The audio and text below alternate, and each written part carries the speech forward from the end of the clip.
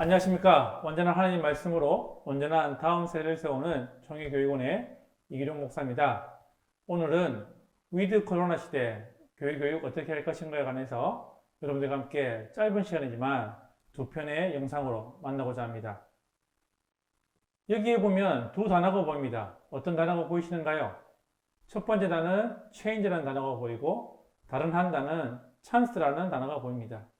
한 글자 차이지만은 엄청난 뜻이 변화된다는 것을 볼 수 있습니다.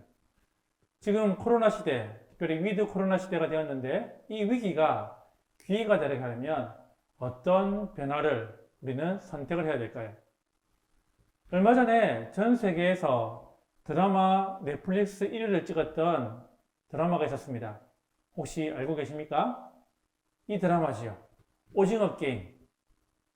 사실은 이 코로나 시기에, 이 변화의 시기에 이 드라마는 80여 개국에서 모든 나라에서 1위를 찍었습니다. 오히려 이 변화가, 이 위기가 그들에게는 기회가 되었다는 것입니다. 코로나 시대가 왔습니다. 그리고 1년이 넘는 시간 동안, 거의 2년에 가까운 시간 동안 우리와 함께하고 있는데 이제 위드 코로나를 넘어갈 때에 이 위기가 우리에게 기회가 되기를 원한다면, 이 변화의 시기가 우리에게 찬스가 되기를 원한다면 우리는 어떤 준비를 해야 될까요? 오늘 첫 번째 강의에서는 이 세 가지로 여러분들과 함께 살펴보려고 합니다. 변화와 선택. 이 변화의 시기가 오는 데에 우리가 무엇을 선택할지에 대해서 알아보기 전에 어떤 변화가 있었는지에 대해서 한번 여러분들과 함께 알아보고자 합니다. 변화는 두 가지입니다. 일반 교육의 변화와 교회 교육의 변화. 이 변화가 어떤 변화가 되는지를 한번 먼저 살펴보고자 합니다. 첫 번째, 일반 교육의 변화는 보면 이 네 가지로 요약할 수 있습니다. 온라인, 문해력, 개인주의, 물질주의. 첫 번째는요, 온라인 교육의 강화가 일어났다는 것입니다.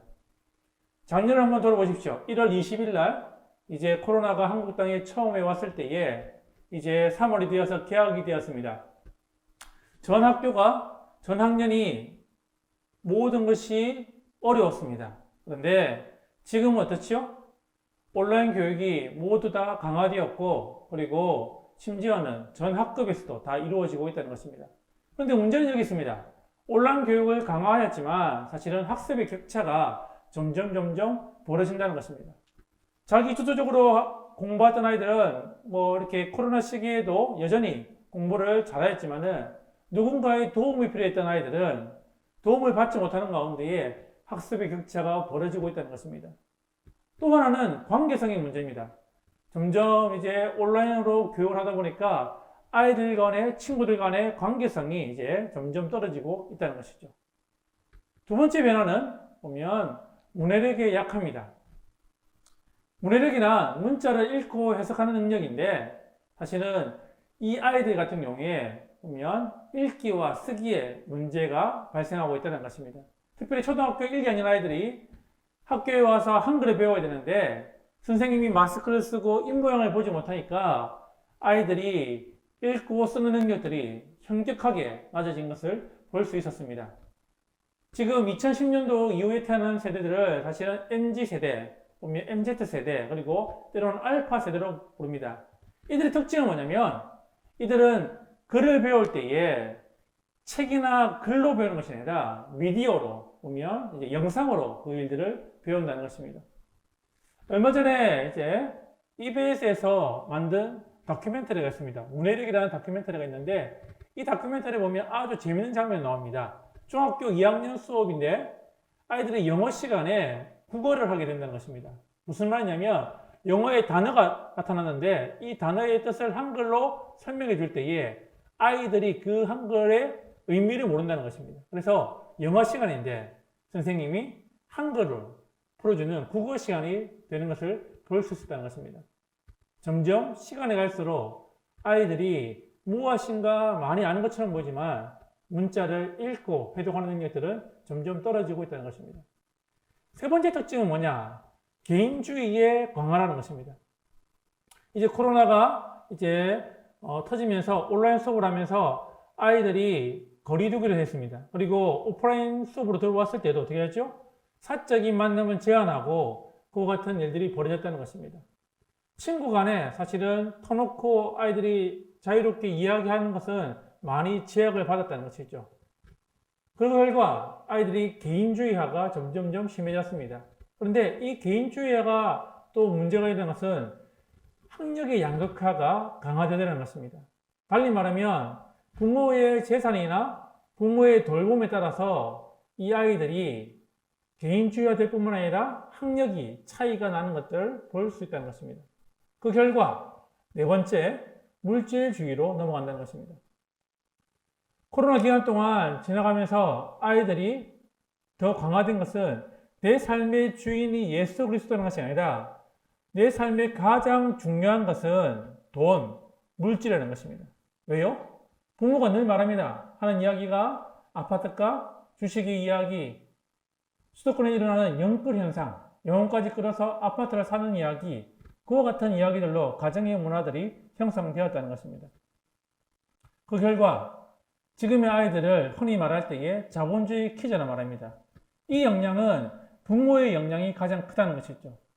지금의 30대, 40대의 부모들을 잘 살펴보면 이들이 청년 시기에 중고등학교, 대학 시절 때에 IMF라는 큰 어려움들을, 국가적인 어려움을 경험한 세대라는 것입니다.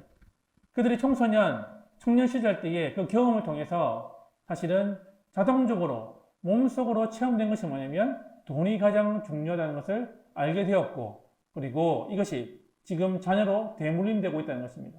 달리 말하면 이 코로나 시기에 보면 이와 같은 온라인 교육의 강화, 문해력의 약화, 그리고 개인주의와 물질주의가 강화되는 그와 같은 일반 교육에 있어서 변화들이 일어났다는 것입니다. 그렇다면 교회는 어떨까요? 교회의 교육의 변화는 어떻게 이루어졌을까요?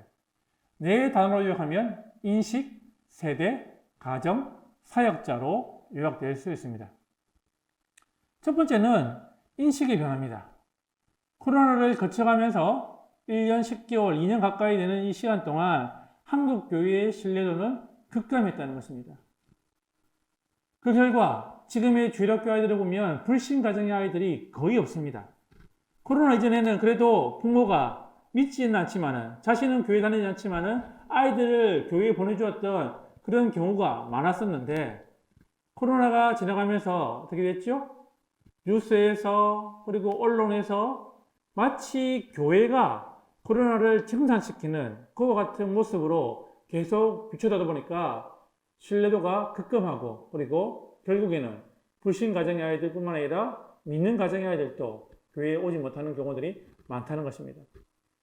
기윤실에서 매년 종교 간의 신뢰도를 물어봅니다. 지금의 기독교는, 개신교는 얼마 정도의 호감을 가질까요? 신뢰도를 가질까요? 조사에 따르면 지금의 호감도는, 신뢰도는 6%입니다. 달리 말하면 94%의 일반 시민들은 교회에 대해서 그렇게 호감을 가지지 않고 신뢰하지 않는 가운데 놓여져 있다는 것입니다. 인식의 변화가 일어났다는 것입니다. 두 번째는 세대의 감소입니다. 데드 크로스가 일어났습니다. 2019년도부터 출생자보다 사망자가 더 많아졌던 경우들을 우리가 본다는 것입니다. 그리고 코로나를 거쳐가면서 보면 교회학교에 아주 많은 세대의 감소가 일어나고 있다는 것이죠. 더 심각한 것은 뭐냐면 인구의 절벽, 도시가 소멸하고 있다는 것입니다. 중소도시가 30년 뒤에는 아마 절반 이상이 사라질 거라고 많은 사회학자들이 이야기합니다. 왜요? 이와 같은 통계 자료가 있거든요. 지금의 한국 사회의 출산율은 0.92명입니다. 채 한 명도 되지 않아요.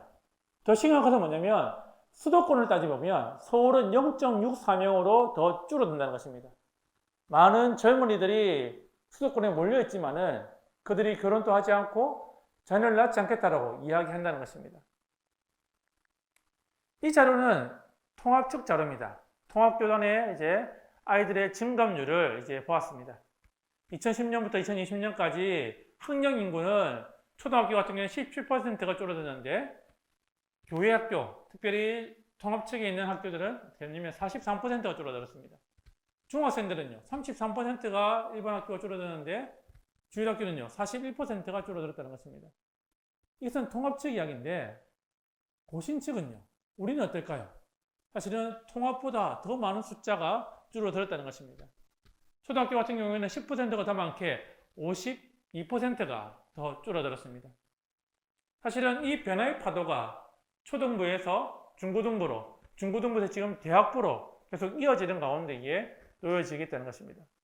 보면 인구, 특별히 가정에서의 그리고 교회에서의 그와 같은 인구의 변화들이 우리가 감소가 급격하게 나타나고 있다는 것입니다. 세 번째는 가정 공동체의 변화입니다. 코로나 시기에 우리에게 주인 유익이 있다면 하나가 있다면 이것입니다. 가정 공동체 인식이 달라졌다는 것입니다. 달리 말하면 부모들이 이제는 신앙의 교육의 1번지가 교회가 아니라 가정이라는 것을 그들이 인식했다는 것입니다. 근데 문제는 뭐냐면 그렇게 인식을 하고 무엇인가 변화를 시도하였지만 안타까운 사실은 2년 가까이 이 시간 동안 신앙 양육의 방법들은 부재했다는 것입니다. 목회 데이터 연구소에서 이와 같은 조사를 해봤습니다. 코로나 시기에 19 이후에 신앙생활 어땠습니까? 라고 물어봤을 때에 절반 이상이 보면 신앙이 소홀해졌다는 것입니다. 그리고 부모에게 물어봤습니다. 당신의 자녀가 나의 신앙보다 더 좋아질 것 같습니까? 못할 것 같습니까? 라고 물어봤을 때에 놀라운 사실은 3명 중에 1명은 자기보다 아이들이 신앙생활에 더 좋지 않을 거라고 생각하고 있다는 것입니다. 특별히 중고등학생들 자녀를 둔 부모님들이 그와 같은 생각들을 많이 가지고 있다는 것이죠. 그리고 42%는요, 주일 예배를 안 드리거나 가끔 드리는 그와 같은 모습으로 지금 생활하고 있었다는 것입니다. 그리고 그럼에도 불구하고 부모는 어떻게 할까요? 10명 중에 8명은 자녀에 대한 신앙의 교육들을 배우고 싶고 그리고 자녀들과 함께 그 이야기들을 함께 나누고 싶다라고 대부분의 부모들이 이야기했다는 것입니다.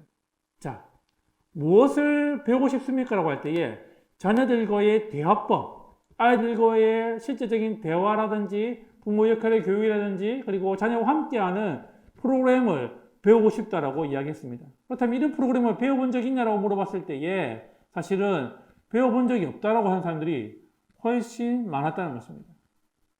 그리고 배운 사람 가운데서도 단지 5%만이 지금 전체 기독교 가정 가운데 5%만이 그 일들을 행하고 있다는 것이죠. 저희 바람이 있다면 90%의 가정이 이제는 코로나 이후에 이와 같은 자녀들과 함께 가정에서 부모가 교육할 수 있도록 우리가 만들고 그리고 신앙의 유산들을 아이들에게 전수할 수 있는 그런 가정으로 만들자는 것입니다. 그리고 나머지 10%들이 그 90%를 보고 따라올 수 있는 가정으로 만들어 보는 것이 저희들의 대안을 가지고 있는 소망입니다. 왜요? 지금 중고등부 아이들, 청소년들이 하루의 절반 이상 아무런 신앙생활을 하지 않고 하더라도 5분 이내, 무슨 말일까요? 그냥 밥 먹을 때, 식사 때 기도하는 것 외에 다른 신앙생활을 하지 않기 때문에 이 문화를 바꾸어줘야 하는 것입니다. 위드 코로나 시대 때에 이와 같은 부분들이 회복되어야 되고 개선되어야 된다는 것입니다. 자, 또 하나의 심각한 문제는 이것입니다. 사역자와 교사의 변화가 일어난다는 것입니다. 지금 주력교 교사, 특별히 많은 교회의 교사들 가운데에 지방에 있는 교사일수록 교사의 노령화가 일어나고 있습니다. 대부분의 교사들이 50대 이상으로 지금 포진되어 있다는 것이죠. 더 심각한 문제는 뭐냐면 신학교의 위기라는 것입니다. 이제는 신학교에 지원하지 않습니다. 그리고 신학생들이 이제 자신의 소명들을 가지고 이제 오는 사람들이 많지 않다는 것입니다. 문제는 여기 있습니다. 지금 2000년대에 태어났던 그리고 1990년대 태어났던 이제 청년들이 이제 신대원으로 그리고 신학교로 가고 있습니다. 이들의 특징은 뭐냐면 이들은 한 번도 그들이 자랄 때에 주일학교가 성장하고 주일학교가 힘있게 나아갔던 것들을 본 적이 없는 세대라는 것입니다. 달리 말하면 과거 세대와 달리 대가요 단절된 세대로 그들이 자랐다는 것이죠. 그런데 그들이 사역자가 되어서 나가는 교회 현장에 만나는 교사들은요, 나이가 50대 이상이 어때요? 그들이 젊었을 때에 교회가 성장했던 것을 본 세대라는 것이죠. 이 두 세대가 충돌이 나고 있다는 것입니다. 지금 교육자들, 젊은 교육자들을 보시면 그들이 한 번도 본 적이 없고 들어본 적도 없고 그들이 해본 적도 없는 주력교회의 부흥, 주력교회 성장에 대해서 그들이 해내야 한다는 것입니다.